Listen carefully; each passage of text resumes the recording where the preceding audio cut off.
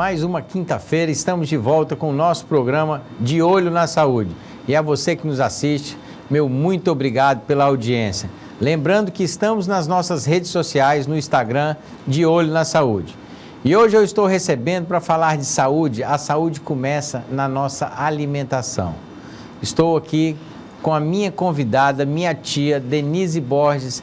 Ela teve o primeiro restaurante self-service aqui da capital de Rio Branco.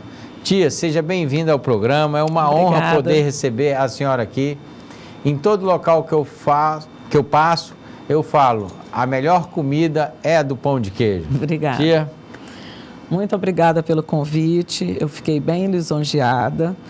Estou muito feliz de estar aqui e ainda por cima com meu sobrinho, né? E poder ter a oportunidade de falar sobre isso, que foi uma boa sacada, porque realmente a saúde começa lá na alimentação, da infância, da primeira infância, é assim que começa. E tá na moda hoje, né? Você comer uma comida com baixa caloria, ter uma comida saudável, e eu percebo que o seu restaurante está bem atento a essas mudanças. Mas antes de falarmos nisso, eu queria que você contasse aqui para o nosso público qual a sua história. Eu sei que você é mineira, né? Veio para o Acre em que ano? Como é que começou esse ramo da alimentação? Na realidade, eu sou de Uberaba e eu vim para o Acre formada, eu sou formada em psicologia pela Faculdade de Uberaba. E eu vim para o Acre porque eu casei e vim transferida de um banco que eu trabalhava, o Banco Nacional na época. E essa história de começar a mexer com alimentação foi assim, começou de uma brincadeira, porque eu realmente, eu conto, outro dia contei em outro programa, eu não sabia cozinhar, o meu pai e a minha mãe não deixavam a gente na cozinha, eles diziam que a gente... Por que eles não deixavam? O papai dizia que a gente ia se queimar e pode deixar que eu faço, e ele ia fazendo, a mamãe ia fazendo, mas eu tinha mania de ficar dentro da cozinha, sentadinha assim, meio no chão, num armário que tinha, vendo a mamãe cozinhar, mas eu não sabia cozinhar. Inclusive, quando eu casei com seu tio, eu não sabia fazer café e foi a sua mãe que me deu a receita. Agora, olha como que é a ironia do destino. Foi assim que começou, eu vim transferida desse branco. Em que ano a senhora veio aqui para Rio Branco? Em 1984, eu casei e vim transferida do Banco Nacional. Aí, quando eu saía do banco, já era muito tarde e eu passava num mercadinho que tinha na época, um único, não tinha supermercado ainda, e tinha um mercadinho MAC, OC, uma coisa assim. E aí lá eles tinham algo assim meio marrom, e eu perguntei o que era, ele disse que era pão de queijo. Eu achei aquilo muito estranho, né? Mineiro, eu estava acostumada a comer, a ver, né? Falei, nossa, eu que não sei fazer, acho que faço melhor, porque isso não é um pão de queijo. Aí esse cara, dono desse supermercado, começou a pedir para eu fazer para vender. E eu ria, porque eu falava, eu não me formei para fazer pão de queijo para vender, eu me formei em psicologia, eu era super... Queria ir para aquela profissão. Eu né? era super dedicada àquela profissão, inclusive hoje eu ainda gosto muito da psicologia, eu ainda faço alguns cursos em psicologia, mas eu não me via na cozinha, né? E aí ele foi insistindo, e um dia eu pedi para minha mãe a receita, o queijo, que fazia com queijo Minas curado, que aqui não tinha, e resolvi fazer, mas para a gente comer. Eu, sua mãe, seu pai, naquela época, acho que você era uma criancinha. 8 anos, em 84. E aí eu resolvi fazer para a gente comer e eu achei que tinha ficado muito bom. Aí eu pensei, nossa, eu acho que eu tenho mão para... Vou ganhar uma renda extra vendendo assim, lá para o mercado. Eu acho que eu tenho mão para fazer pão, né? E aí eu pedi para o Atos mandar um pouquinho para o japonês. Mas de brincadeira, só para ele provar o que era um pão de queijo. E ele continuou, aí que ele começou a insistir. Vamos fazer. E um dia eu pedi demissão do Banco Nacional para fazer pão de queijo para vender, mas eu não queria contar o que eu ia fazer. Aí o gerente falava assim, Não, você não faça isso não, porque você vai embora do Acre, vai ficar fazendo o quê na vida? Né? Vai ficar fazendo nada, vai ficar pensando besteira na sua casa, você não tem família aqui. Eu não, eu quero sair, quero fazer um acordo. E o japonês, ele perguntou, eu resolvi falar para que era, né? E esse gerente do banco falou assim, nossa senhora, você tem cara de tudo, menos de cozinheira. E eu me identifiquei com a cozinha. Eu gosto de ficar na cozinha, eu gosto de cozinhar. Durante muitos anos eu fiz pão de queijo em casa para vender nesse mercadinho, antes de montar a primeira lanchonete. E olha que naquele tempo não tinha esse negócio, o pão de queijo é com queijo mais saudável, não. Naquela época era bom aquele pão de queijo sair no óleo mesmo. Queijo tradicional, escaldado com óleo, com leite, feito à mão, esse pão de queijo. E aí o japonês falou, no segundo dia o japonês já me ligou, ele falou, olha, dobra a quantidade porque já tem uma fila. Eu pensei, nossa, como, né? Aí ele tinha pedido 80 e pediu para dobrar para 160. Daí uma semana já era 300 e tantos pães. Aí eu não tinha forno, eu não dava conta, porque eu fazia num fogãozinho Daco. Fogãozinho da casa que eu tinha ganhado de sua mãe. Ah, é? Aí a sua mãe falava assim, você não pode falar não, você tem que falar assim. Eu falava, mas como, né? Como que eu vou fazer? Ela falava, você fica aí fazendo a massa, que a gente vai assar o pão na nossa casa. Aí ela, a Jane, que era de Uberaba, a Vera, tudo começaram a ajudar a assar pão de queijo. E dali vender pão de queijo. Era muito pão de queijo. Eu acho que vocês foram as primeiras pessoas que trouxeram assim, um pão de queijo de verdade. Então, aqui foi. O Acre. Aí vendia pão de queijo, ficava o dia inteiro fazendo pão de queijo. O Atos pediu demissão da Secretaria de Saúde, que ele trabalhava lá, e foi ralar queijo na mão, porque era na mão que ralava, não tinha ainda as máquinas, né? E aí a gente começou com esse negócio, fazendo pão de queijo em casa. Durante muito tempo foi em casa e distribuindo lá nesse mercadinho. Entendi. E como é que surgiu o restaurante, então? Então, aí a gente resolveu montar uma lanchonete. Aí a gente montou a primeira ali no Bosque, em frente, naquela galeria onde é a Caixa Econômica, em frente à Caixa Econômica. Sei. Ali foi a primeira. Inclusive a sua mãe e a Jane, que me ajudavam a assar, elas eram sócias. Aí abrimos aquela. Um dia, o Atos alugou um terreno lá no centro, abaixo ali da Secretaria da Fazenda, alugou um terreno de uma senhora e construiu uma lanchonete no terreno dessa senhora. Aí já começou a loucura, né? Muita coragem construir no terreno dos outros, né? Aí construiu essa lanchonete. Aí vendia pão de queijo muito. Era uma lanchonete. No Bosque, trabalhava eu e uma menina só, que inclusive até hoje ela trabalha comigo. Lá no centro já tinha um pouco mais de colaboradores. Inclusive a Zita, a minha cozinheira, que é aposentada hoje em dia, o único emprego que ela teve foi com a gente. E ela começou lá nesse segundo, lá no centro. E aí, o Banco Nacional fechou, eu cismei que eu tinha que alugar aquele lugar para ser um restaurante, uma lanchonete maior, e até o Atos falou, nossa, você é louca, nós não vamos alugar isso nunca, isso aí quem vai alugar vai ser um banco, vai ser o Banco do Brasil. Eu falei, não, vai ser da gente, você vai atrás de quem é o dono, e assim ele conseguiu alugar esse lugar. Mas aí tinha um empecilho na vida. Qual era? Eu não sabia cozinhar. Aí, então vocês decidiram abrir um restaurante sem saber cozinhar, é isso? Não, aí eu já estava assim, bem treinada em pão de queijo, em suco, em vitamina, que era o que eu fazia. Aí eu fui viajar para São Paulo para comprar as coisas desse novo empreendimento. E aí estava surgindo o quilo no Brasil. E a gente falou, epa, tá na hora, vamos levar isso aqui para o Acre, né? E foi assim que nasceu o restaurante por quilo. E começou lá no centro, né? E aí eu comecei a fazer curso, eu comecei a me profissionalizar. Curso, mas sempre com aquela pegadinha mineira ali, daquela comidinha natural, refogada, feita na hora, com ingrediente saudável, natural, sempre dessa maneira, até hoje. Ou seja, naquela época tinha muita gordura, tinha o feijão, né, tropeiro, tinha a goiabada.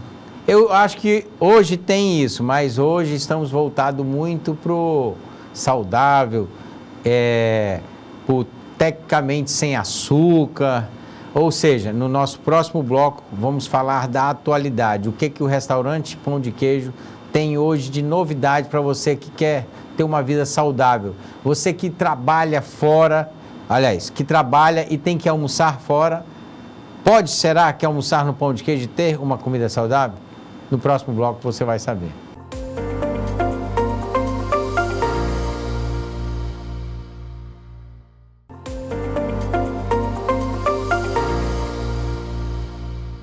Estamos de volta aqui no nosso próximo bloco, agradecendo sempre a sua audiência, o seu carinho.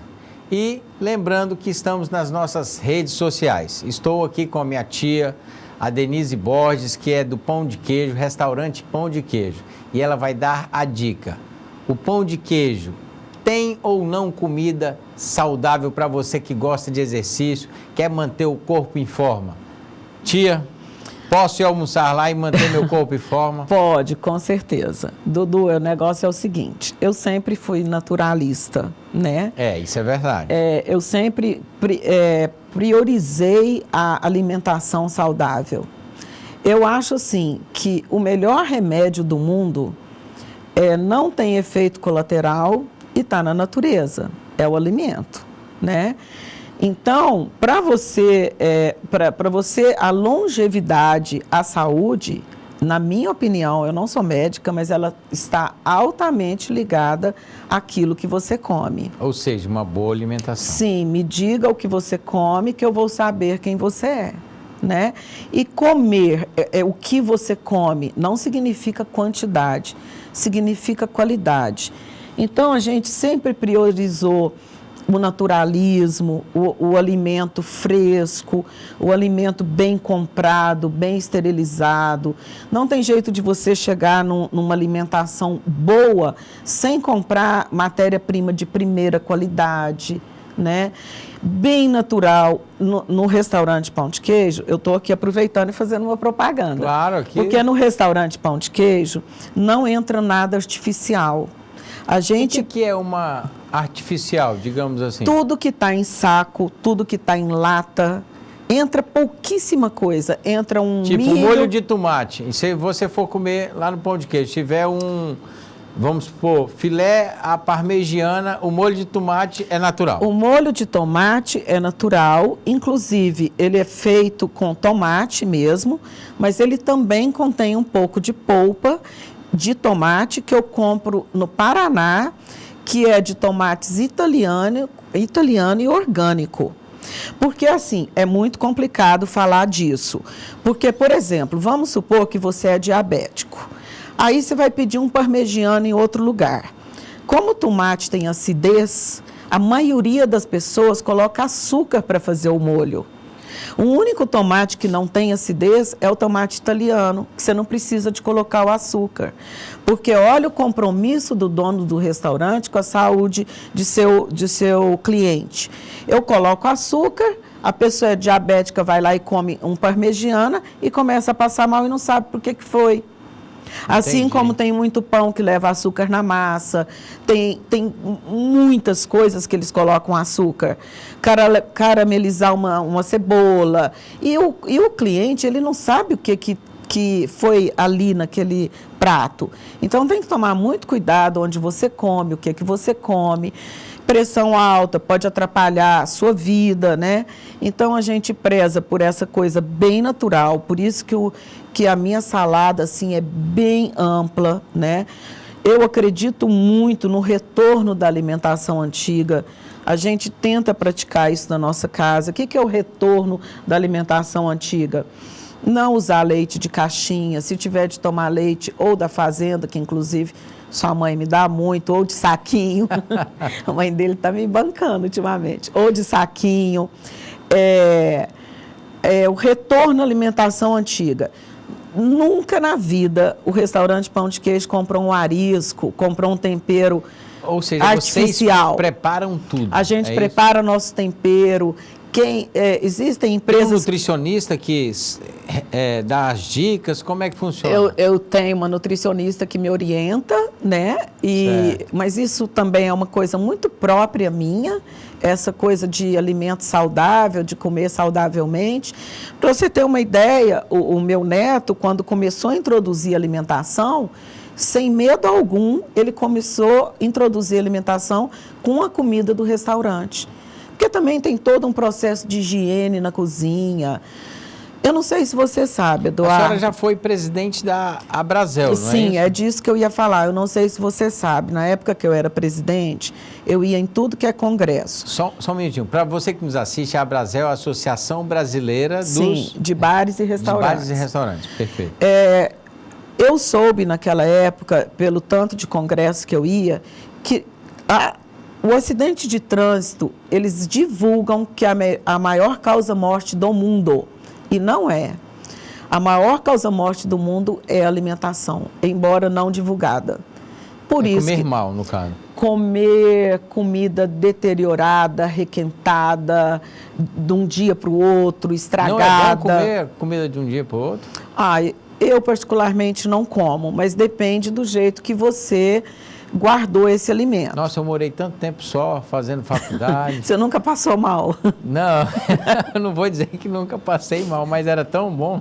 Às vezes só tinha aquilo também, né? É o seguinte, quando você prepara... Então, quando você prepara uma comida, o certo, de acordo com a nutricionista, você faz o resfriamento rápido, enfia aquilo dentro de uma bacia de gelo e já congela.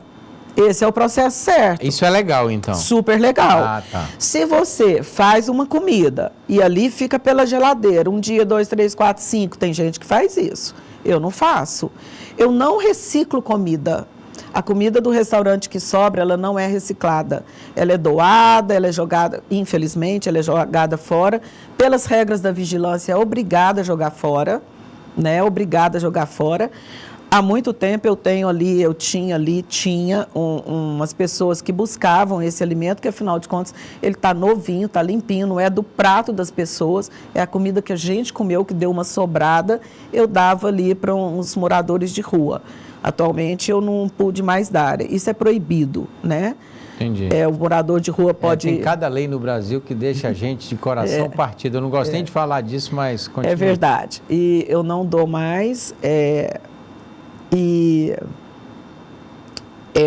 muito grave, é muito grave. Não dou, por que a vigilância proíbe? Não teve um caso em São Paulo que uma marmita que foi doada na pandemia, o morador de rua morreu? E aí, por isso... Não é só por isso. A vigilância realmente não permite reciclar comida. Tá. E a minha pergunta é a seguinte, eu estou acompanhando com o meu nutricionista e ele me passou uma dieta lá. Lá eu vou encontrar, assim, todo dia um peitozinho de frango, vou encontrar um filé grelhado, tem comida grelhada todo dia, tem uma salada, tem couve-flor, alface, tomate, todo dia eu vou encontrar Todos os dias a gente faz mais ou menos umas 30 e tantas saladas. Dessas 30 e tantas, 3 temperadas e o resto cru. Porque se você quer ter saúde, seria melhor comer legumes, frutas, verduras cruas. Então, o resto cru, sem maionese, sem tempero, que eu estou querendo falar. E todo dia tem grelhado. Tem filé grelhado, tem picanha grelhada, tem frango grelhado. E assim, grelhado com muito pouco óleo. Aliás, eu não gosto de usar óleo, eu gosto de usar manteiga. Não é margarina, é manteiga mesmo. Mas na grelha passa óleo também, é? Quase nada, mas às vezes dá uma untada com manteiga. Eu gosto de manteiga, tipo comida francesa é feito com manteiga, né? Nada de margarina. E quando o meu cliente não pode, porque tem intolerância à lactose, ele pede para grelhar sem, a gente grelha na hora, sem a manteiga. Então ele pode ter essa oportunidade de pedir para grelhar? Pode, grelhar sem a manteiga, alimentos bem saudáveis, é tudo bem voltado para a saúde da pessoa mesmo. E o restaurante tem uma marca assim, ó, dia de segunda tem mais isso, peixe, na terça mais carne, na quarta mais frango e e porco, carne de porco. Existe isso ou não? É sempre com muita variedade? Todos os dias faz as 3 proteínas: carne, peixe e frango. Todo dia? Todo dia. E na quarta e no sábado a gente faz um porco também. Então, Entendi. todo dia tem, a pessoa não come carne, tem frango. Tem prato vegetariano, que agora a moda, o último congresso que eu fui, era tudo vegano. Tudo vegano, tudo vegetariano. Eu aprendi a fazer muitos pratos veganos. Olha só. Tem bastante coisa vegana, sempre tem 1 ou 2 ali, alimentos veganos. O povo ainda não aderiu totalmente. Mas Muito pouca gente é vegetariana ou vegana, mas eu tenho. eu gosto de comer uma carnezinha. E hoje eu estou preferindo mais carne de porco e peixe, né? E um pouquinho de frango também. Mas a carne de boi eu já não estou gostando tanto, apesar de ser criador também. Mas, tia, muito obrigado por participar. Eu que agradeço. Eu quero que a senhora desse assim, as considerações finais, falando da sua vida e do seu restaurante hoje, para você que quer manter a saúde em forma, pode comer lá no restaurante Pão de Queijo, né? Que lá tem a comida saudável, do seu gosto. Tenho certeza que você vai gostar. Não é isso? As minhas considerações finais é, mais uma vez, um agradecimento a você, parabéns pelo seu programa, um agradecimento à TV que me acolheu tão bem. E eu gostaria de dizer para as pessoas, se eu pudesse mandar um recado, cuidado com o que vocês comem. Cuidado com a cozinha deste lugar, cuidado com o preparo deste alimento, porque é muito grave, muito sério comer alguma coisa deteriorada, estragada, sem qualidade, sem higiene. As verduras e frutas têm que ser higienizadas com um produto especial. Então, a saúde vem por aí, desejo uma boa saúde para todos, tá? E é disso que a gente vive. Então, lembre-se, a você que está nos assistindo, assistiu no programa de hoje, manter a saúde em forma, com certeza passa por uma boa alimentação. Estamos finalizando e aqui agradecendo a Home que preparou esse local aconchegante e bonito para que a gente possa vir gravar o nosso programa. Fiquem com Deus e continuem nos acompanhando nas nossas redes sociais. Uma boa noite a todos.